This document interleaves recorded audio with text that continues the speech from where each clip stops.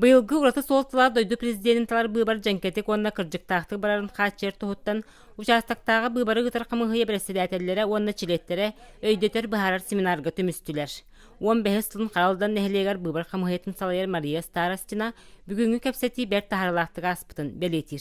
Семинарга тон хамай тон улахан президент быйбарыгар эппетнестактык деңге оннаттан бүгүн туака хайблынялары ылыга этет манда өсүн эби бу комталаакты үлелиге беренен барыктакпыт. Быйбарга белемнени сагаланна биһиги уже комиссия бүтүн чолкайдабыт, үлели сирбитин белемнәбит, кос бербиттере, оннаттан бастакы береберкенеме баран көрө хиҗибиттера. Саңа брабалан өскөтүн быйбар күнүгөр пропускалар сирбитигер соок болар түгәнмитигер ханна багарар сайыблыйны сурьян быйбардыр кахтанныбыт.